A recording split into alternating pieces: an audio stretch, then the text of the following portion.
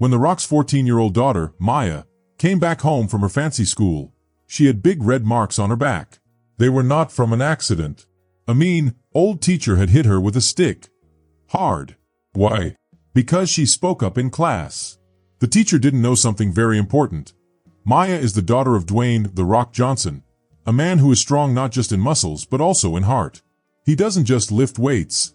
He lifts up people. He protects them. When The Rock saw his little girl crying, hurt and scared, something inside him snapped. He didn't shout. He didn't wait. He just stood up quietly. He got ready to go to school. And when he saw the teacher who hurt his daughter, he didn't just turn the tables. He flipped them, and he did it in the strongest and smartest way possible. But let's go back a little. Maya never told anyone at school who her dad was. She wanted people to like her for who she was, not because her dad was famous. She was very smart, very kind, and even had a black belt in karate. But none of that helped her on her first day at her new school, Marlowe Academy. It was a very old school with big brick walls and long, quiet hallways. The kids wore stiff uniforms that made creaky sounds when they walked. It felt like a place where no one could talk freely. Her teacher, Mr. Callister, was very mean. He had a thin face, pale skin, and always tapped a cane on his desk like it was a drum. On the first day, he said, "Discipline is what makes people great. I don't accept anything less." He ran the class like a bossy king. Maya sat quietly in her seat, 2 rows from the front. She sat up straight and listened. Mr. Callister saw her. "Miss Johnson?" he asked. "Yes, sir," she said politely. "You're new. That means you must follow every rule. Understand?" "Yes, sir," she answered again. But her calm voice made him angry. He wanted her to sound scared, but she didn't. The trouble started slowly. Mr. Callister picked on Maya more than anyone else. He asked her the hardest questions. He got mad if she took too long to answer. He even made fun of the way she spoke, even though she spoke perfectly. One day he said something about history that was wrong. Maya kindly corrected him and explained what she had read in her book. Mr. Callister's face got dark. "So now you think you're the teacher," he said. "No, sir," Maya answered softly. "I just read something different." Then he said words that would hurt her forever. "Hold out your hands." The room got very quiet. Maya was scared but didn't want to show it. She slowly held out her hands. Crack. The stick hit her palm. It hurt a lot. She didn't cry. Crack.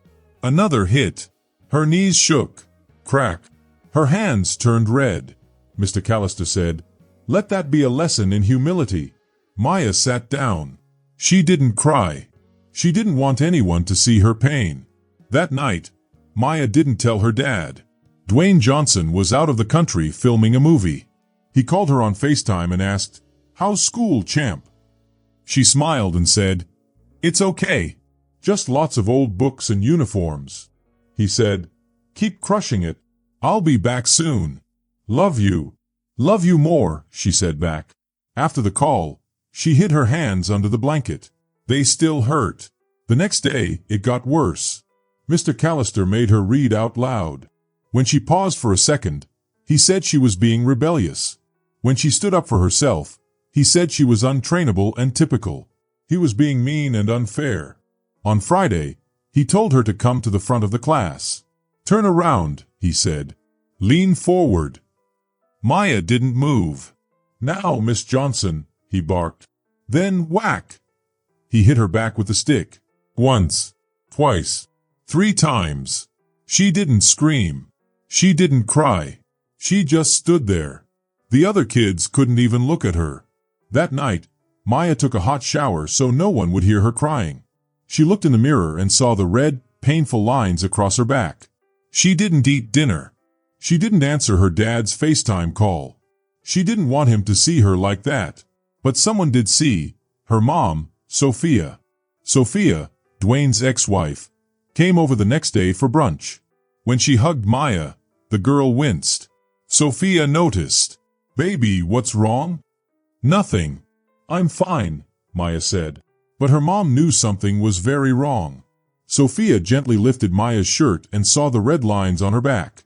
Her face turned hard. Within an hour, She had called Dwayne. And within 6 hours, Dwayne Johnson was on a plane. He didn't bring bodyguards. He didn't bring a camera crew. He came alone, with anger in his heart and love for his daughter. As soon as the plane landed, he jumped in a car with Sophia. He asked only one question, "Is she okay?" Sophia said softly, "No." At home, Maya was on the couch, wearing a big hoodie. She looked up when her dad walked in. He knelt beside her. "I'm here," he said. She nodded. "Can I see?" he asked. She slowly pulled up her hoodie and showed him her back. He saw the red marks and his heart broke. He didn't shout. He didn't cry. He stood up silently and said only one word. "Callister." Maya whispered, "Yes, Mr. Callister." He said I was defiant. Dwayne's face didn't move, but his heart was storming. "I've met men like that," he said. "They hide behind rules, but they still bleed when the truth hits." The next day, Marlowe Academy looked normal, but at 8:15 a.m., everyone was whispering, "The Rock is here. He's in the office. He's here because of Callister." In the main office, the headmaster, Mr. Quinland, looked nervous. "Mr. Johnson, it's an honor." Dwayne held up his hand. "I'm not here for that. One of your teachers beat my daughter with a cane. Left scars." He placed an envelope on the desk. Inside were pictures, doctor notes, and proof of everything. "Where is he?" Dwayne asked. "In class," the headmaster said. "I'm not waiting," Dwayne replied and walked out. Down the hall he went. Everyone stared. No one spoke. Students peeked out of classrooms. Everyone felt the air change. Room 204. Mr. Callister was talking about colonial law. He didn't see Dwayne walk in at first. Then the class went quiet. He turned and saw Dwayne in the doorway. "Mr. Johnson," he said, pretending to smile. "What a surprise." Dwayne walked in. "You call it discipline. I call it abuse. And today it ends." Callister's hand went to his cane. Dwayne saw it and narrowed his eyes. "You beat my daughter. You made her bleed." "For speaking up," Callister said. "She was out of line." "No," Dwayne said. "She corrected your mistake. You were just embarrassed." The room was silent. One student secretly recorded it on their phone. "You hurt her because you thought no one would stop you." The headmaster rushed in. "Please, not in front of the students." Dwayne turned to the class. "How many of you have been hit in this room?" One girl raised her hand. Then another. Then a boy. More hands. Dwayne looked back at Callister. "I won't touch you. You're not worth the lawsuit." He pulled out a thick folder. It had signed papers, photos, and even a secret recording of Callister saying, "You have to hit the colored ones harder." Everyone gasped. Even the headmaster looked shocked. By noon, Callister was removed from the class. By 1 p.m., he was kicked out of the school. Dwayne didn't smile. He didn't celebrate. He went into a meeting with the school board. "This doesn't stop with one man," he said. "You all let this happen. You ignored the complaints." He gave them rules. A full check of the last 5 years. Student interviews with no fear. A new rule book with 0 hate. "And if you don't fix this," he said, "I'll sue this school into dust." Outside, people were gathered. Parents, reporters, students. Some were angry. Some were sad. Some just watched. Dwayne walked out quietly. No smiles. No words. He went straight to Maya. She stood by the car with her mom. She looked up, tears in her eyes. "Is it over?" she asked. Dwayne pulled her into a hug. "No, baby," he said. "But now it's your turn to rise." Maya didn't talk to reporters. She didn't post on the internet. She didn't have to.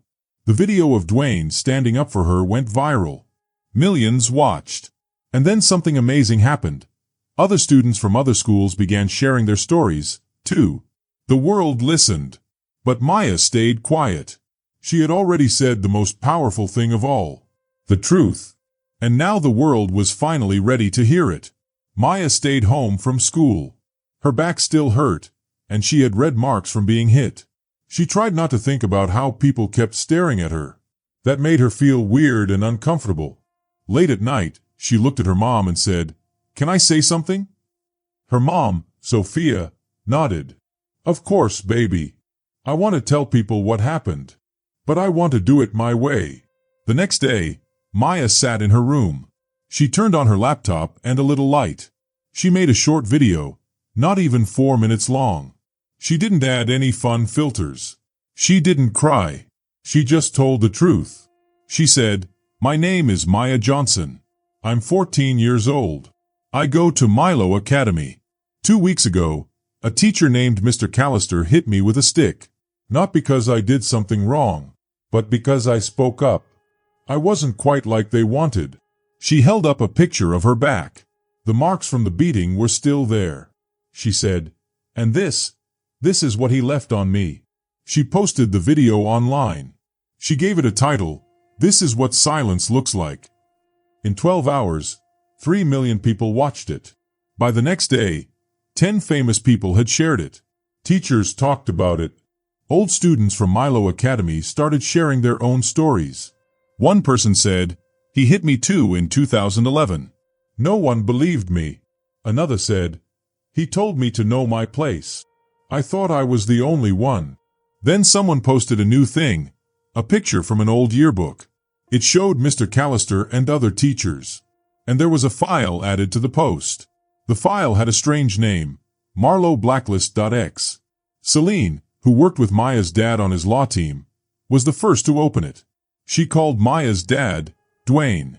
"You need to see this," she said. The file had a list of student names. Almost all of them were kids with brown skin or from different cultures. Next to the names were codes like LIM, OBS, DISP, and dates. "Is this a punishment list?" Dwayne asked. "No," Celine said. "It's something else. Some of these kids were never in trouble, but they were still marked. They were being watched." Some notes even said things like, "correct behavior," or "recommend transfer." "Who made this?" Dwayne asked. Celine paused. "It's not signed, but the computer says the first person to make it was the headmaster." Dwayne's face got serious. This wasn't just one bad teacher anymore. This was a big, ugly system trying to push out kids they didn't like. That same day, Dwayne, also known as The Rock, held a press meeting. He stood at the same podium where the school board had apologized before. "This isn't about just one teacher," he said. "It's about a school that thinks it can hide the pain it gives kids." He held up a paper copy of the blacklist. This wasn't an accident. It was planned. And until Marlo opens its records and takes responsibility, this fight isn't over. Maya stood behind him. She didn't need to talk. She stood tall, stronger than ever. At Marlo, the school board got nervous. More teachers came forward. Some were scared. Some were brave. They said the blacklist was real. One school leader even quit and left a note. "We knew for years, and we let it happen." The headmaster, Mr. Quinlan, gave another public message. But this time, people booed him. Protesters stood outside the school. Parents said they would sue the school. Sponsors stopped giving money. The school was falling apart. At home, Maya asked her dad, "Do I have to go back?" Dwayne thought about it. "No," he said. "But if you want to, I'll be right there with you. Every single day." Maya smiled. "Maybe I'll walk in like I own the place." Dwayne laughed. "That's my girl." When Maya walked into Marlo Academy again, everything was quiet. But it wasn't a scary kind of quiet. It was respect. Some students nodded at her. Others whispered her name. One girl, who used to laugh at Maya's big hair and loud voice, walked over. She handed Maya a small note. It said, "You're the reason I told my mom what he did to me in 6th grade. Thank you." Maya blinked, folded the note, and put it in her pocket. She wasn't just back. She was proof that the old rules were breaking. That day, during lunch, Maya went to the library like she always did. Then something unexpected happened. A boy named Jace, skinny and shy, sat beside her. "I saw your video," he said. "I think you're brave." Maya smiled. Thanks. But that file, the one your dad found? That's not everything. Maya looked surprised. What do you mean? Jace looked around, then leaned in close. My brother went to this school too. He left something behind. Later that day, Jace took Maya to an old part of the school. Students weren't supposed to go there without a pass. He opened a dusty closet using a stolen janitor key. I used to hide here, Jace said. In the corner was a metal cabinet. Inside were old folders, handbooks, and notes. Jace pulled out a plain manila envelope. He said if something bad ever happened again, someone should see this. Maya opened it. Inside was a report from 1997 about a boy who was hit by a teacher. A photo of the boy with bruised arms. A typed letter signed by Quinlan. The letter said, "We must keep the tradition. Students must learn to obey early, or they will ruin others." Maya stared at the paper until her eyes went blurry. This wasn't new. It had been happening for a long time. Quinlan had protected it. Her hands shook as she put the envelope in her bag. She finished her classes, but her mind was spinning. That night, she gave the envelope to her dad. He read the paper, the photo, and the letter. Then he stood up. "Call Celine," he said. By morning, Celine had found out that the boy from 1997, Jordan Ellis, was now 39 and living in Chicago. "We called him," Celine said. He hung up twice. But then he sent a text. "Tell her Brave." Dwayne nodded. "He doesn't want to talk." "No," Celine said. "But maybe he'll help us stop it from happening again." At Marlowe, the board was panicking. The blacklist was bad. But now they had a signed letter from Quinlan. And it was 30 years old. "What do we do now?" one person asked. Quinlan said, "We don't." "What do you mean?" someone else asked. "We wait it out," Quinlan said. "Or we cover it up." The next week, a press release came out. But it wasn't from Marlowe. It was from a company no one knew. It said, "We are checking into the claims. But too much drama and wrong info are making things hard. Please don't believe everything you hear." The Rock read the statement and got angry. "They're blaming us," Sophia said, walking around the kitchen. Maya sat at the table. Her phone buzzed again and again. People were now calling her a liar. Some said she made up the scars. "They don't believe me anymore," she whispered. Dwayne came and knelt next to her. "You have two choices, baby. You can disappear, or you can fight harder. Either way, I'm with you." She looked into his eyes. "Let's fight." That afternoon, The Rock called someone at a big video company. Soon, a new project was started, a documentary called Scars That Don't Fade, The Truth Behind Marlowe. Maya would help tell the story. Celine would find the facts. Clark, their tech guy, would keep everything safe. They found more people who were on the blacklist. Some were teachers now. Others had been kicked out of school and never got back on their feet. One man, Joseph Myers, said something scary. "You think Callister was the only one? There were 3 others. They called themselves the Traditionalists. Quinlan was the leader. Their job wasn't to teach, it was to get rid of kids they didn't want." At the same time, Quinlan was making his own plan. He called it Operation Stabilize. His plan: share happy stories about Marlowe students. Hire fake experts to check the school. Blame The Rock and say he was scaring people. "They'll forget us if we talk long enough," he said. But he didn't know what was coming. A week before, The Rock had sent a letter to the state. He asked for all the complaints against Marlowe since 1990. When the answer came back, it shocked everyone. 167 complaints. Only 3 were checked. 0 punishments. Half the complaints said the school hurt kids or was racist. Maya read the report. She sat quietly, holding it like it was heavy. "I wasn't the first," she whispered. "I was just the first person I saw." That night, Dwayne gathered everyone. "This isn't about getting back at them," he said. "It's about fixing it for every kid who was told they didn't matter." Celine added, "And showing them, we don't just fight. We win." The trailer for the documentary came out 2 days later. The first scene showed the front gate of Marlowe Academy. Then Maya's voice said, "They told me to sit down, to stop correcting the teacher, to stop being myself. But I never learned how to stay silent." The internet exploded. Everyone was talking about it. Marlowe's board held another emergency meeting. Quinlan was furious. Then a paper was brought in. It was a letter saying Maya's team could not show the documentary. "We stop this film," Quinlan said, "before it destroys us." But across town, Maya was already in the studio. Her mic was on. Cameras were ready. And she was smiling. The fight wasn't over. But she was ready. As she flipped through the big stack of papers about the lawsuit, Sophia suddenly stopped and smiled. "Their whole case is weak," she said. "They made one big mistake. 2 little words. Public interest." Dwayne looked at her. "What do you mean?" She explained, "Almost everything we used came from public records. Stuff anyone can ask for through FOIA. All the interviews were with people who agreed to talk. And we made every single piece of video ourselves. They can't stop this." "And if they try?" Dwayne asked. Sophia smirked. "We'll sue them right back." But the school wasn't giving up that easily. The very next day, something strange happened.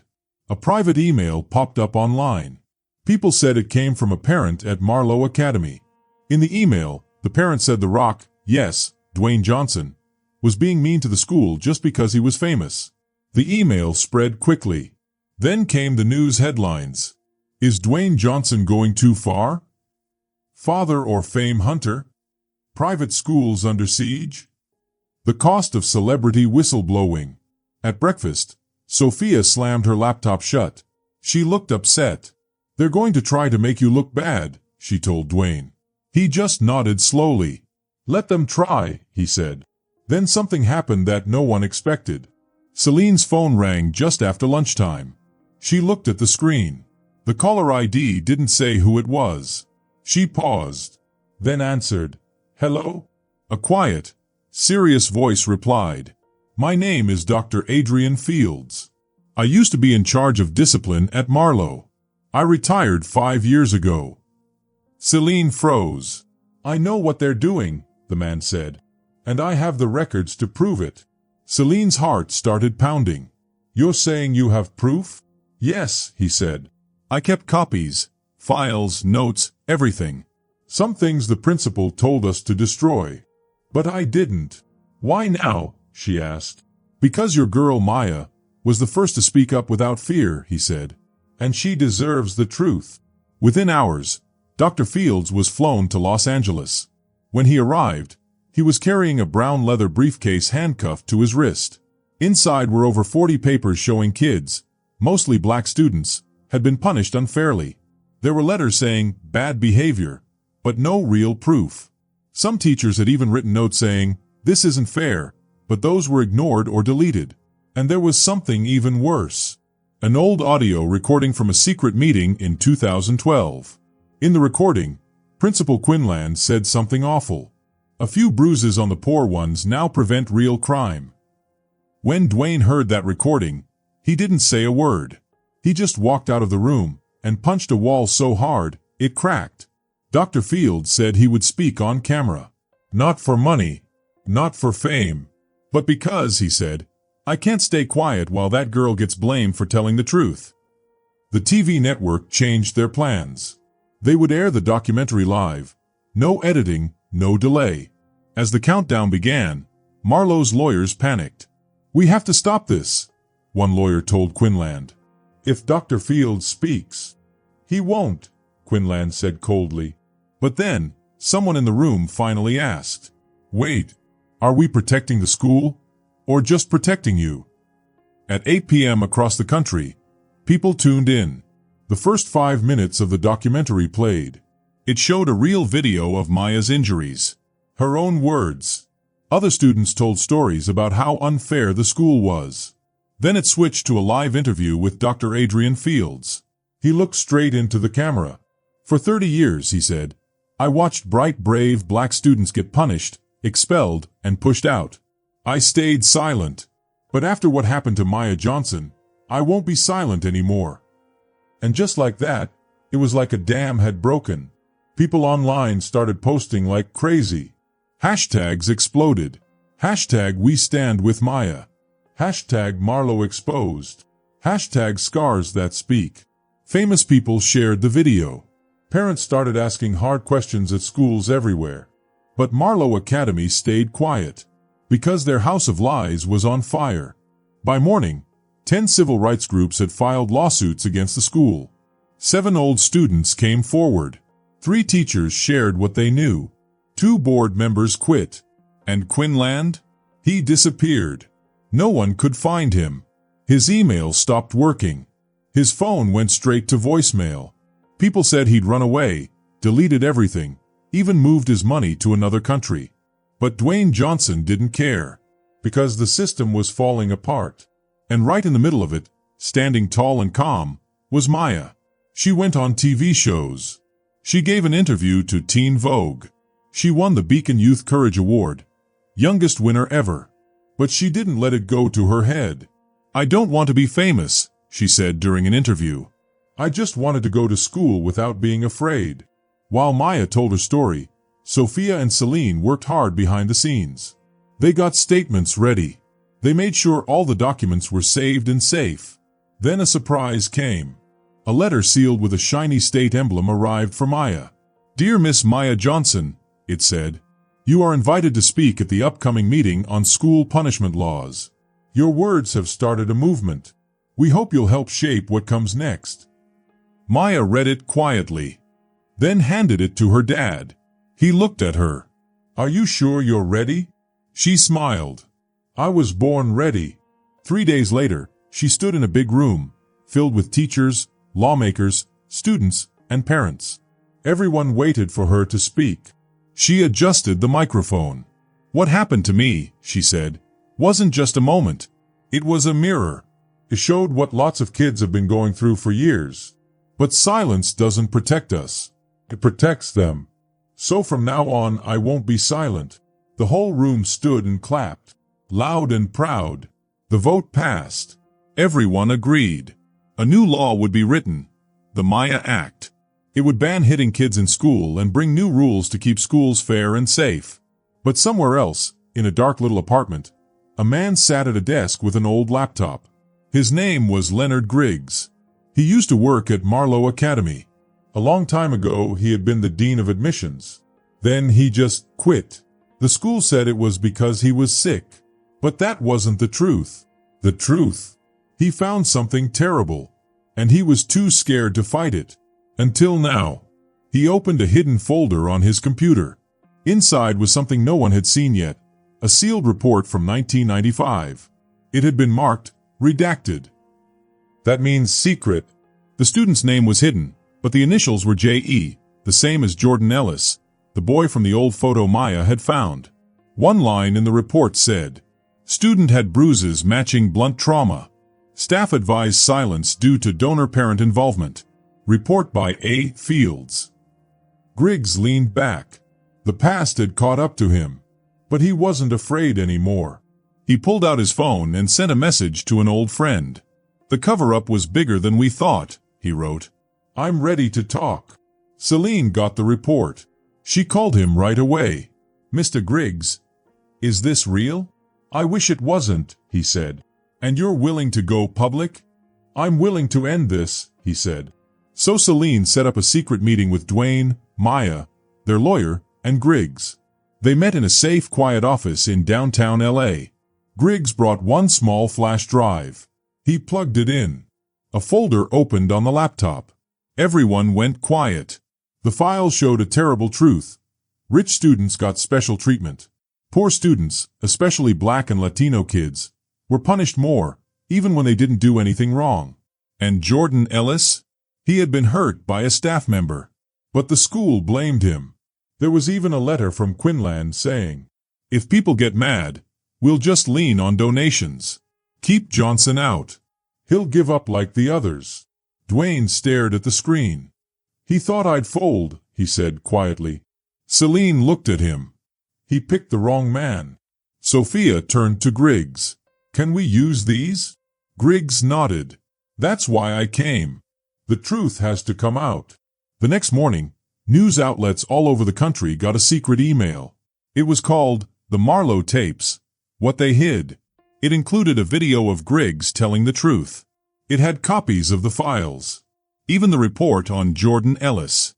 By noon, headlines screamed. Racism and bribery inside Marlowe Academy. The Rock versus the system. The fight just went national. The school panicked. Quinlan was still missing. More board members quit. Big donors pulled out. Protesters gathered outside the school. Their signs read, "End the silence. Our kids deserve better." Maya speaks for all of us. The state education commissioner made a new announcement. This isn't just about one school. It's about justice. We're starting an official investigation into elite private school misconduct. At home, Maya watched the news with her dad. She held his hand.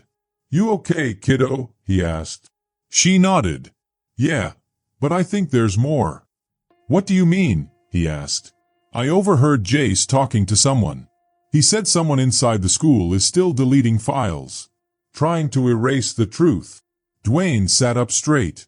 "Then we're not done yet." The plan was simple, but risky. Maya would pretend she needed to take a makeup test after school. Jace, whose brother used to work in IT at Marlowe, knew a secret way into the digital records room. They weren't just kids anymore.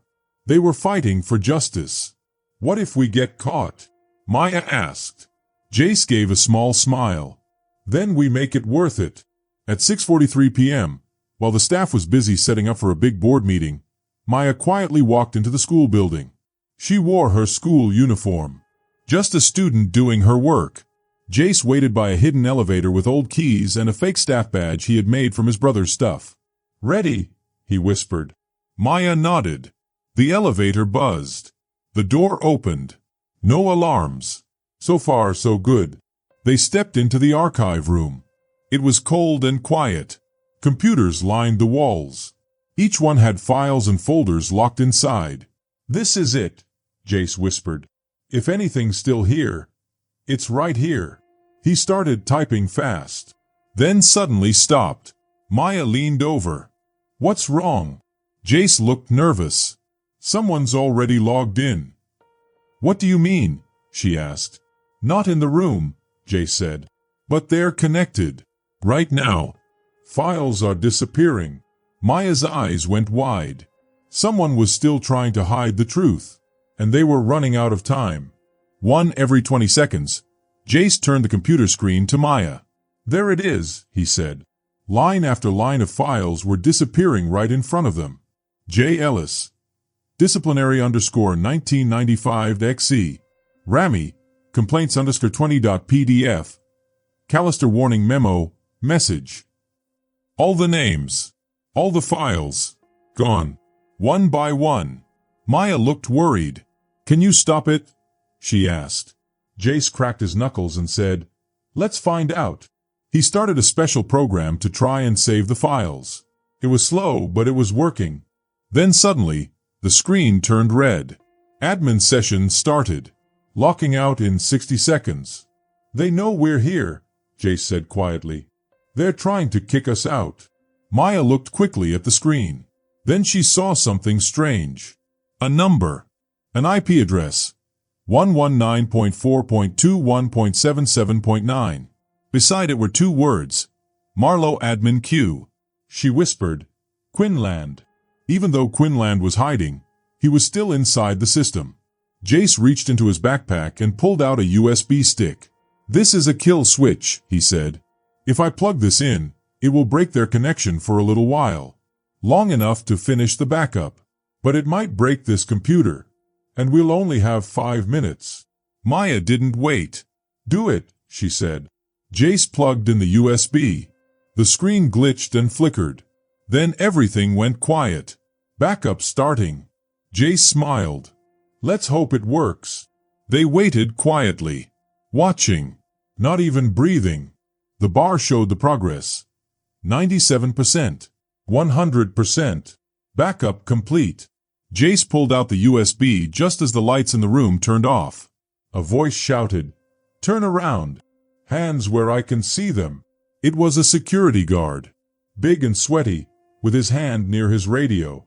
"What are you doing here?" he asked. Maya stepped forward bravely. "My name is Maya Johnson, and what I just downloaded can shut this place down." The guard paused, unsure. Maya pulled out her phone. She played a recording of Quinlan's voice. "A few bruises on the poor ones now prevent real crime later." The guard's eyes went wide. He didn't say anything. He didn't call it in. Instead, he stepped to the side. "Get out of here. Fast." 10 minutes later, Maya and Jace ran outside into the night. They ran until they reached the school gates. There, waiting in an SUV, were Dwayne, Maya's dad, and Celine, a tech expert. Maya jumped in and handed Jace the USB drive. She turned to her father and said, "We have everything. And proof Quinlan is still pulling strings." Celine opened her laptop and looked at the files. She whispered, "Good God, this is everything." Dwayne looked at his daughter, proud. "You just changed the game, Maya." The files were shocking.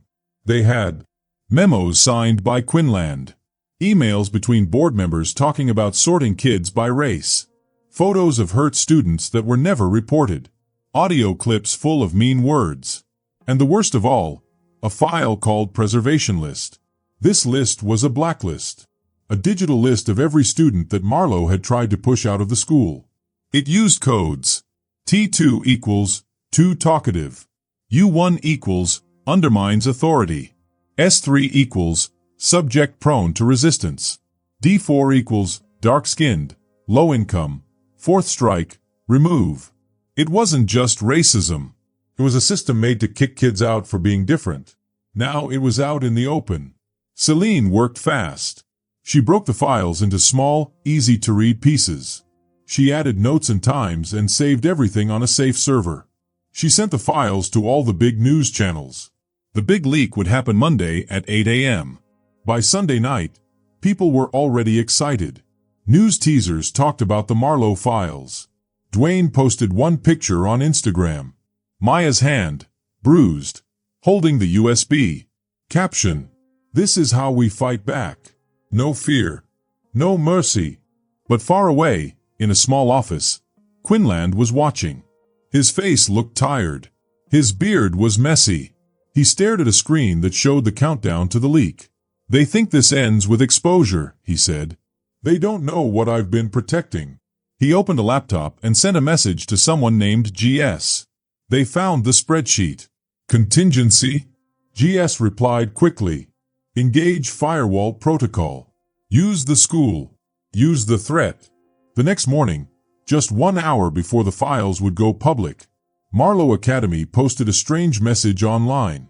"A threat has been made against school property. Emergency closure. Police are investigating." Then another post. "Parents, keep students home. Campus lockdown." Dwayne saw it while eating breakfast. "This is smoke," he said. "They're making a distraction." Celine's phone rang. A reporter said, "Rumor is Quinlan made up the bomb threat himself to stop the story." "You still releasing the files at 8? Celine answered without blinking. "No, we're dropping at 7:59. And they did. The files hit the internet like a lightning bolt. So many people clicked to download that the server crashed in 90 seconds.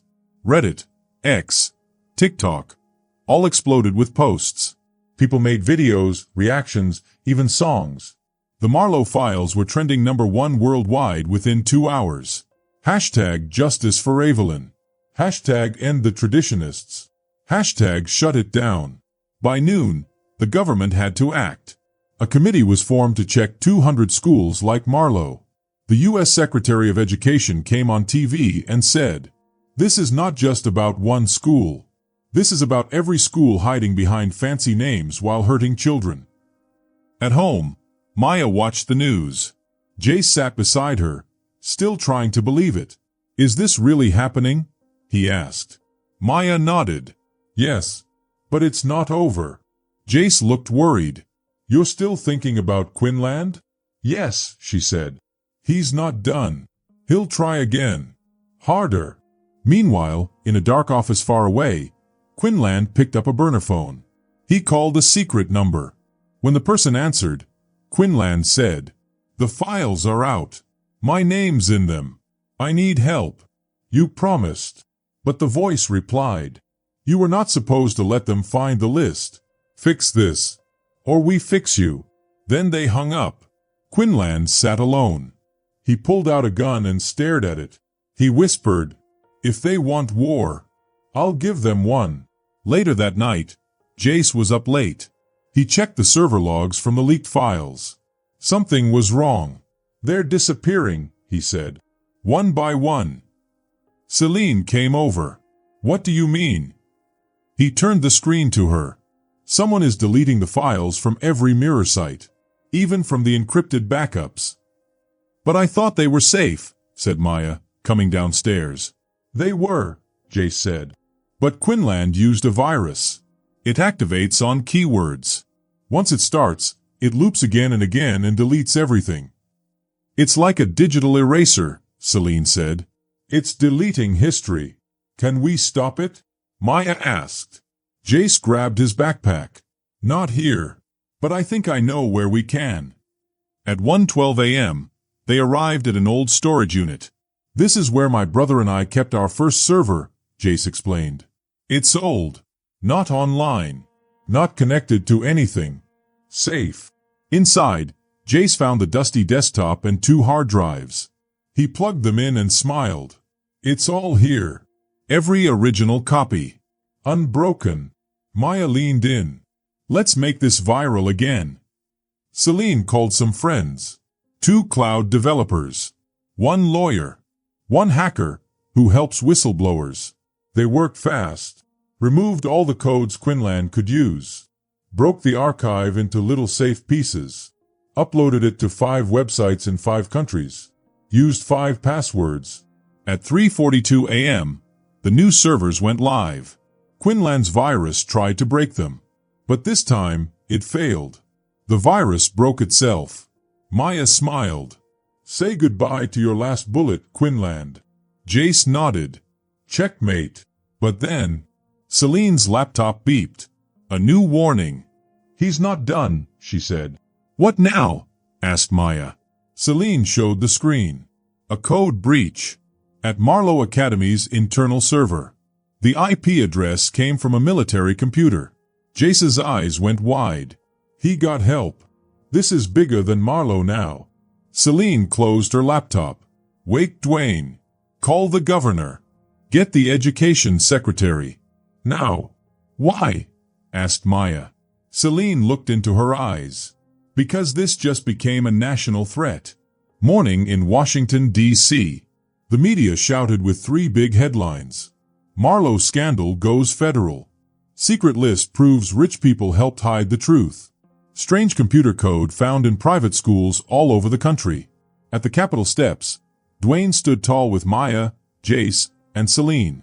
Behind them were students, whistleblowers, and helpers, all holding copies of the preservation list. Dwayne spoke. "This isn't just about my daughter. This is about every child who was told they're a problem just because of their skin, their family, or their home. This ends now." Inside the Capitol, the government met fast. People from the Department of Education, Homeland Security, the FBI, and Congress packed into one room. A cyber expert stood up. "We traced the attack that tried to delete the Marlowe files," he said. "It came from a private military company. A group that's been helping rich donors hide school secrets since 2011. The room went silent, and outside, Maya stood tall. She had started a storm, not just in her school, but all across the country, and she was ready for what came next. A senator leaned forward. "You're saying someone tried to erase records about racism?" he asked. "Yes, sir," someone replied. "And they almost got away with it." Meanwhile, a man named Quinlan was sitting in a hotel lobby in Virginia. He was wearing a baseball cap and dark sunglasses, trying not to be seen. He was drinking black coffee. Across from him sat another man in a suit. The man looked nervous and kept tapping his briefcase. "We can still control the story," the man whispered. "This hasn't gotten out of hand." "Not yet," Quinlan said with a smirk. But you're blind. It's already over. Then why are we here? The man asked, sounding angry. Quinlan smiled and pushed a big yellow envelope across the table. Because I still have something powerful. Old videos from 20 years ago. Videos that show what some state leaders did wrong. If I go down, Quinlan said, they go down with me. The man looked pale. Is this a threat? No, Quinlan said, standing up. It's an offer. Back in the capital, a girl named Maya was brought into a special meeting. She sat with the Secretary of Education, an important leader. He handed her a paper with a gold seal on it. We're planning a big hearing, he said. We want to talk about unfair treatment in private schools. We want you to speak first. Maya blinked. But I'm just a kid. You're not just anything, he said.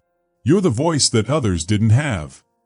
1 hour later, Celine, who was Maya's mom, got a secret phone call. It was from one of her oldest friends, a reporter. Listen to me, the reporter said. Quinlan is trying to twist the story. He has a video that makes you and Maya look bad. He's going to show it tonight. He's lying to make people think this was just politics. Celine's hand shook as she held the phone. When? Midnight, the reporter said. A big news channel is being paid to show it. Celine turned to Dwayne, Maya's dad. We have to tell the real story before he does. That evening, they made a plan. They would appear live on a TV show called Anderson Nightline. Dwayne, Maya, and their friend Jace would talk about the truth. The most important part? A secret audio file. It was a recording of Quinlan and 2 school board leaders. They were talking about hiding bad behavior by rich kids. They planned to protect students who were mean or hurtful, just because their families gave money to the schools. At 11:52 p.m., just before Quinlan could show his fake video, the live show started. The host said, "Tonight we will show you the truth, how one family uncovered a deep secret that could change schools forever." Then Dwayne, who was also known as The Rock, spoke. "I'm not here as a famous person," he said. "I'm here as a father. My daughter almost broke. The school didn't care, as long as it looked perfect." He looked straight into the camera. "To anyone still hiding the truth, you're next." Then, the audio file played. It had Quinlan's voice saying, "We'll blame the loud ones to protect the rich ones." People across the country were shocked. By morning, everyone was talking about it. Hashtags like #TheRockSpeaks, #Maya2025, and #ShutDownMarlow were trending. Quinlan never showed his video. The news channel refused to play it. The truth was already out. Rain fell on the airport runway. Quinlan was walking fast through a private terminal. He had his passport in hand. He was trying to escape to a small country far away, one that wouldn't send him back if he ran. But as he reached the stairs to a private jet, a voice called out, "Leonard Quinlan." He turned. 3 FBI agents stood there, with badges and guns. "You're under arrest," one said, "for lying, hiding evidence, and cheating the school system." Quinlan's shoulders dropped. He didn't fight. As they put handcuffs on him, he muttered, "They wouldn't have stopped me if they hadn't let that girl speak." Far away, Maya stood in a white jacket and blue pants. She was in a big room in Washington, D.C. It was a federal education hearing. Cameras were everywhere. Important people were watching. She spoke into the microphone. "My name is Maya Johnson. I'm 14 years old. I've been hurt. I've been told to stay quiet. All to protect schools that look pretty on the outside." She paused. "I'm not the first. I won't be the last. But I hope I'll be the one that finally gets heard." A senator leaned in. "How did you stay so calm through all this?" Maya smiled softly. "I didn't. But my dad told me something." Everyone listened closely. Courage doesn't always shout. Sometimes it just keeps standing. The room clapped loudly. That night, Maya's speech was shown on every major channel. A teacher in Alabama watched and quit her job the next day. "I can't work for a system like this anymore," she wrote. A school principal in Ohio sent Celine a message. "Thanks to your daughter, we're starting our first cultural fairness group." A senator from Massachusetts proposed a new rule called the Maya Reform Act. It would make private schools share their punishment records. But the happy moment didn't last. 3 days later, Celine got a scary message. It had no name, just a picture. It showed their house. Someone had taken the photo while Maya was outside. She had come in that night saying, "I feel like someone's watching." Now they knew. Someone was. Celine showed Dwayne the picture. "They're not done," she said. "Quinlan was just the loud one. There are others. Quiet, smart, and dangerous." Dwayne's eyes filled with fire. "We're not hiding. Not again." That morning, Jace, who was good with computers, broke into a private system. What he found was scary. "There's a secret plan," he said. "It's from a company called Lonera Systems. They help rich schools hide problems." The files showed bad things. Paying news reporters to lie. Making fake people online. Watching families who spoke up. At the bottom of one file, it said, "Johnson Containment Strategy. Tier 3 Risk. Active." "They've been watching you for weeks," Jace whispered. That night, the Johnson family made a big decision. They wouldn't run. They wouldn't be silent. They would show everything. Dwayne called an old friend, a powerful tech boss who owed him a favor. They met in a tall building in San Francisco. "I want your platform," Dwayne said, "to go live. No editing. No filters." The CEO looked worried. "Are you sure? This is like going to war." "They started the war," Dwayne said. "We're just answering back." The announcement came at noon. The Rock and Maya Johnson to go live at 8 p.m. Pacific Standard Time with names and proof. TV networks tried to stop them. Important people warned them. But Dwayne didn't stop. By 7:30 p.m., over 18 million people were waiting. At 7:57, a car with no license plates parked outside their house. Inside were 2 men in black suits. "They're watching," Celine said. "Then let them watch," Dwayne replied. At 8 o'clock, the live stream began. Maya spoke first. "I thought we had won. But this was only the beginning." She played a phone call. 2 rich donors were talking about cleaning up the mess. Then Celine spoke. "These people are scared of one thing, a teenage girl telling the truth." Dwayne ended the stream. "We have the names. We have the proof. And we're sharing it now." And they did. They posted every file, every paper, every name. The world exploded. 3 rich business owners quit. 4 schools started emergency changes. A former government leader said, "The Johnsons did what we should have done long ago." But not everyone liked what they did.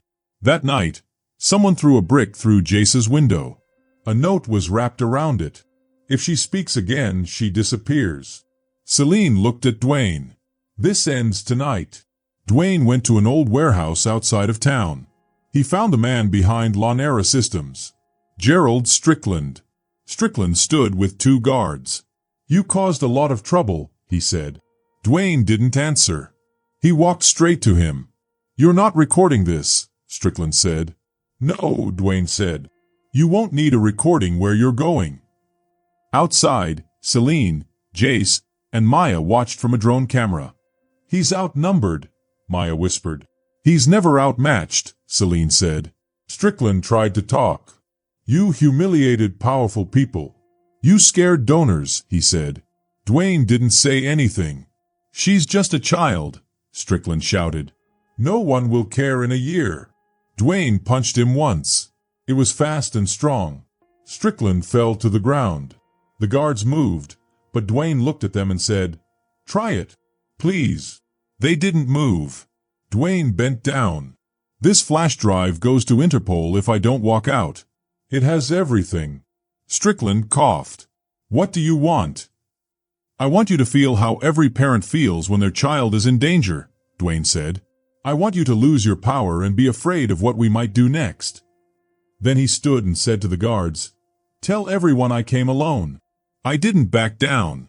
And if they ever come after my family again, I won't stop with one punch." The next day, Strickland quit every board. Lonera Systems shut down. 287 families from 17 schools sued them. Maya got a Youth Freedom Award. Celine was asked to help with national school fairness. Jace got a big tech grant. And Dwayne, he walked Maya to school, holding her hand. Reporters tried to get close, but one look from him made them step back. He smiled at his daughter. "You ready?" Maya grinned. "Always." If you enjoyed this story, let me know your thoughts in the comments. I love hearing from you. Don't forget to hit that subscribe button and turn on notifications so you never miss out on the next thrilling adventure or mysterious twist. Thanks so much for watching, and I can't wait to see you in the next video. Until then, stay curious and keep exploring.